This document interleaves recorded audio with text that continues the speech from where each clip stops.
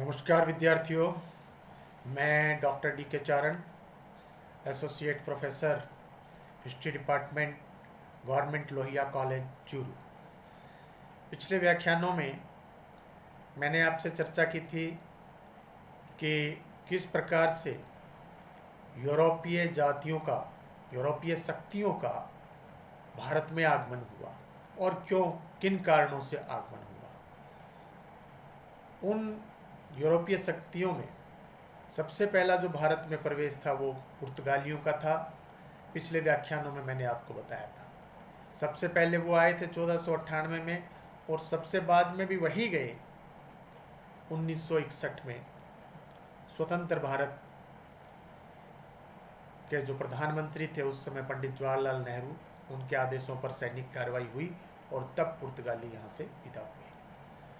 दूसरी शक्ति जो भारत में यूरोपीय आई वो नीदरलैंड से आए, जिनको डच कहा जाता है।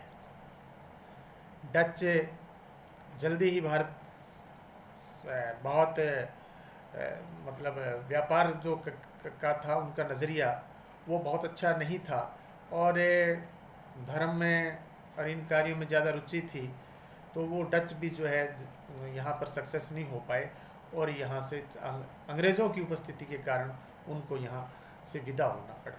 तीसरी शक्ति जो भारत में आई वो डेनमार्क के लोग थे, वो भी यहाँ ज़्यादा समय नहीं टिक सके।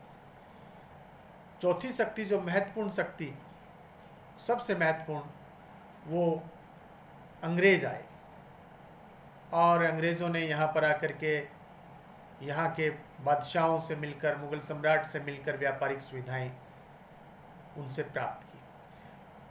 वो जो राजदूत अंग्रेज़ों के थे इंग्लैंड से जो आए, उनमें जो एक बड़ा प्रमुख नाम है वो सर थॉमस रो का है। सर थॉमस रो जो कि मुग़ल सम्राट जहांगीर से अजमेर में मिला था और जहांगीर उससे बड़ा प्रभावित हुआ था। थॉमस रो का जो मेल मिलाप का और दोस्ती का और ये जो सारे उसके जो गुण थे वो एक अच्छे गुण थे।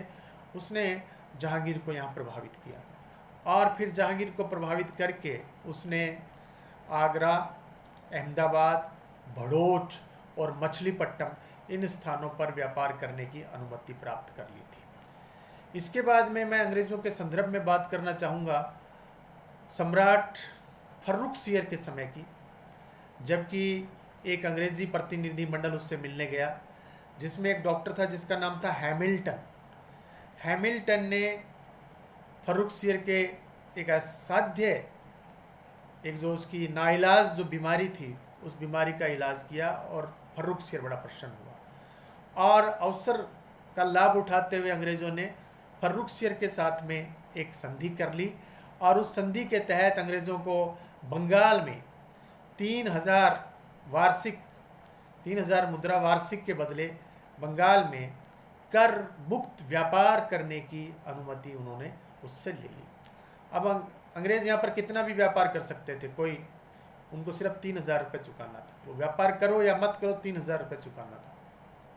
और इसी व्यापार के तहत, इसी संधि के तहत फ्री पास की, जिसको दस्तक कहा जाता है, वो दस्तक यानी वो फ्री पास जो कि अंग्रेज़ों के पास में होता था और उसको दिखा करके वो जो चुंगी के अधिकारी थे बिना टैक्स दिए निकल जाते थे।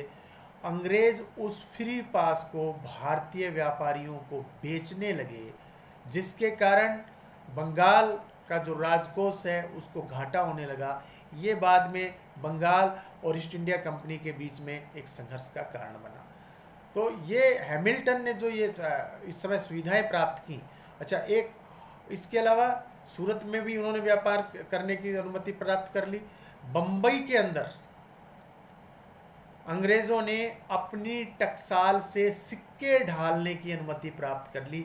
ये एक बहुत बड़ा अंग्रेज़ों ने वहाँ जो इनसे लिया है फर्रुखसियर से, एक बहुत बड़ी सुविधा प्राप्त कर ली। इसीलिए इसको, ये जो संधि जो हुई यहाँ पर, ये जो शिष्टमंडल ये 1717 में इससे फर्रुखसियर से मिला था, ये जो संधि हुई इसको अंग्रेज़ इतिहासकारों ने मैग्ना कार्टा का दर्जा दिया। Magna carta. मैग्ना कार्टा, अब यदि हम क्लासरूम में होते तो आप में से कोई विद्यार्थी पूछ सकता था कि ये मैग्ना कार्टा क्या होता है। मैग्ना कार्टा का संबंध ब्रिटेन के इतिहास से है। 13वीं शताब्दी के जो दूसरा दशक है, 1215 में ब्रिटेन के शासक ने ब्रिटेन के सामंतों और ब्रिटेन की जनता को कुछ अधिकार दिए थे और यह भी प्रावधान लिया था कि राजा के ऊपर भी कुछ बंदिशें रहेंगी। इसको ब्रिटेन के इतिहास में मैग्ना कार्टा कहा जाता है। यानी तब से एक आज़ादी, एक अधिकार की बात तब से हुई। तो उसी प्रकार जो ब्रिटेन उस मामले में इतना खुश हुआ था, ब्रिटेन के लोग आज भी उस मामले में इतना खुश होते हैं कि 1215 में हमारे शासकों ने हमें इस प्रकार के अधिकार दिए। इसी तो उससे तुलना करते हुए इतिहासकारों ने ये जो शिष्टमंडल मिला था इसको भी मैग्ना कार्टा का दर्जा दिया। अब ये सब जातियां यहाँ पर आ गई, अंग्रेज यहाँ पर सेटल हो गए। अंग्रेज यहाँ सेटल हो गए। यूरोप का जो, यदि हम यूरोप के अंदर झांक करके देखें तो पुर्तगाली हिंदुस्तान में आए, पुर्तगाली खूब कमा रहे थे, डच ने भी कमाया और अंग्रेज बहुत अधिक यहाँ से कमाई कर रहे थे। येन केन प्रकारेण किसी भी प्रकार से अंग्रेज यहाँ से धन दौलत लूट करके ब्रिटेन अपने इंग्लैंड के अंदर लेके जा रहे थे। ये चर्चा पूरे यूरोप में थी। तो जो ब्रिटेन का बिल्कुल एडजॉइनिंग कंट्री है यूरोप में, जिसका नाम है फ्रांस, जो कि हमेशा इंग्लैंड का प्रतिद्वंदी रहा, वो फ्रांस भी अब पूर्वी देशों में व्यापार करना चाहता है।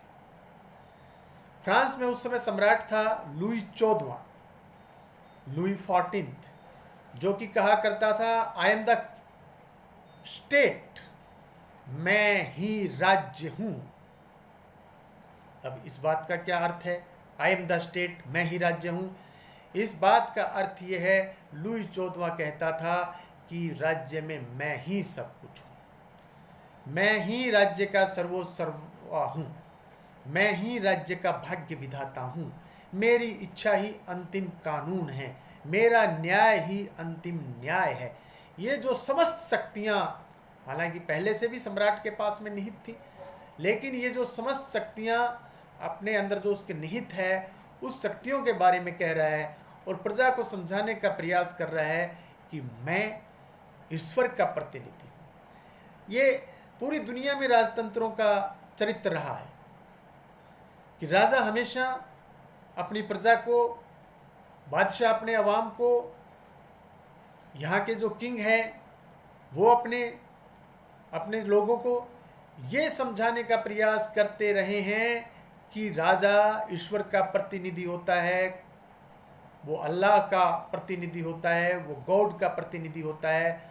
हर राजतंत्र में इस प्रकार का एक चरित्र हमें देखने को मिलता है और ऐसा ही कह रहा है लुई 14वां, I am the king, I am the state, मैं ही राज्य हूँ। ये जो पूरी राज्य की संप्रभुता जो राजा के अंदर सिमटी हुई है, उस आई एम द स्टेट की यहाँ पर बात है।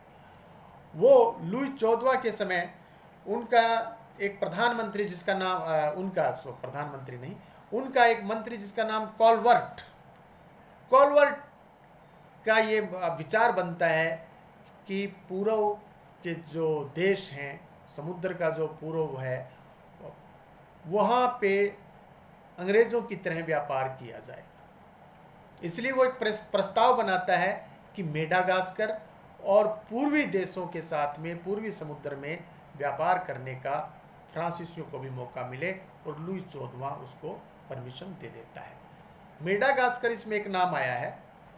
मेडागास्कर अफ्रीका का पूर्व में स्थित द्वीप है, एक स्थान है, अफ्रीका के पूर्व में पड़ता है। तो फ्रांस में ये बात तय हो गई, गवर्नमेंट ने परमिशन दे दी कि वहाँ आप लोग जाकर के व्यापार कर सकते हैं। और फ्रांसीसी ईस्ट इंडिया कंपनी की स्थापना कर दी गई है और ये कंपनी सरकारी कंपनी है, ये कंपनी गैर सरकारी नहीं है। ये जैसे ईस्ट इंडिया कंपनी थी वो गैर सरकारी कंपनी, लेकिन यह जो फ्रांसीसी ईस्ट इंडिया है, जो फ्रांस की है, यह एक सरकारी कंपनी है। फ्रांस के लोग भारत में आते हैं और 1668 में फ्रांसिस केरो यहाँ पर आता है और सूरत में अपना जो है व्यापारिक एक प्रतिष्ठान वहाँ पर खोलता है। सूरत उस समय देश का एक प्रसिद्ध व्यापारिक केंद्र था। अंग्रेज जब आए वो भी यहाँ पर सेटल होते हैं, तो ये फ्रांसिस जब आए हैं वो भी यहाँ पर सेटल होते हैं। इसके उपरांत 1669 में उसने मछलीपट्टम में व्यापारिक केंद्र स्थापित कर लिया है। 1672 में कैरो के स्थान पर फ्रेंकोस मार्टिन भारत आया। कौन आया? फ्रेंकोस मार्टिन भारत में आया और फ्रेंकोस मार्टिन ने कर्नाटक के सूबेदार शेर खां लोधी से समुद्र के किनारे एक गांव जिसका नाम पौंडीचेरी, गांव का नाम पौंडीचेरी, वो गांव इसने प्राप्त कर लिया और फिर वहाँ ये अपना निर्माण कार्य करने लगा और एक आधारभूत ढांचा तैयार किया और उस गांव को एक नगर में तब्दील किया और वहाँ पर इन्होंने अपना जो है एक व्यापारिक केंद्र बना लिया पांडेचेरी में, फ्रांस के लोगों ने। लेकिन 1693 में डच जो नीदरलैंड के लोग थे, उन्होंने ये इनसे छीन लिया। लेकिन 1697 में एक रिजविक नाम की संधि हुई। उस संधि के तहत पांडेचेरी जो है वापस फ्रांसीसियों को मिल गया और जो इन्होंने नगर एक वहाँ पर स्थापित किया था, पुनः इनके उसमें आ गया। अब मार्टिन ने एक और महत्वपूर्ण उपलब्धि चंद्रनगर में व्यापारिक बस्ती स्थापित की। पहले तो पांडेचेरी में, उसके बाद में चंद्रनगर में। और यह जो चंद्रनगर है उसने जो बंगाल का सूबेदार है शाइस्त खां, उस शाइस्त खां से प्राप्त किया था। और चंद्रनगर को उस समय गुस्टाबुस फोर्ट भी कहा जाता था। चंद्रनगर को क्या कहा जाता था? गुस्टाबुस्ट फोर्ट, वहाँ पर उसने उसको जो है चंद्रनगर को ये भी उस समय कहा जाता था। मार्टिन ने उस समय एक और महत्वपूर्ण उपलब्धि हासिल की। जैसे यहाँ फोर्ट है बना, पांडेचेरी में भी एक फोर्ट बनाया और उसका नाम रखा गया लुइस, फोर्ट लुइस। ये पांडेचेरी के अंदर इन्होंने अपना फोर्ट बनाया। 1720 में जॉन लॉग वर्नर बन करके भारत में आया, फ्रांस से आया और उसने पांडेचेरी के अंदर और जो करिकाल में जो व्यापारिक सुविधाएं थी उनका विस्तार किया। 1735 में ड्यूमा पूरा नाम है, ड्यूमा गवर्नर बन करके आया और ड्यूमा के समय एक महत्वपूर्ण घटना हुई। जो मराठा सरदार था रघुजी भोंसले, उसने कर्नाटक पर आक्रमण किया। उस समय कर्नाटक पर जब आक्रमण किया तो ड्यूमा ने, जो कि फ्रांस का गवर्नर है, उसने कर्नाटक का जो शासक है जिसका नाम दोस्त अली, उसका इसने साथ दिया। लेकिन वो दोस्त अली जो है वो वहाँ जो स्थलीय जो जगह थी वहाँ पर हार गया। तो इसके जो उत्तराधिकारी थे उनको ड्यूमा की तरफ से शरण दी गई, उनको इसने अपनी शरण में दिया। और मराठों और ड्यूमा इतनी दृढ़ता के साथ में तटीय क्षेत्रों पर खड़ा था कि मराठों को वहाँ से वापस लौटना पड़ा। इससे ड्यूमा की प्रतिष्ठा बढ़ गई। फ्रांस का जो गवर्नर जनरल है ड्यूमा, उसकी प्रतिष्ठा बढ़ गई। और जो सम्राट था मुगल बादशाह मोहम्मद शाह, उसने तो उसे नवाब का खिताब दिया। मोहम्मद शाह जिसका शासनकाल 1719 से 1748, जिसके शासनकाल में नादिर शाह का आक्रमण हुआ था, जिसके शासनकाल में जजिया कर हटाया गया था, जिसके शासनकाल में तीर्थयात्री कर हटाए गए, जिसके शासनकाल में सैयद ब्रदर्स जो कि किंग मेकर कहलाते थे उनकी मृत्यु हुई थी। उसने इसको नवाब का जो है खिताब दिया।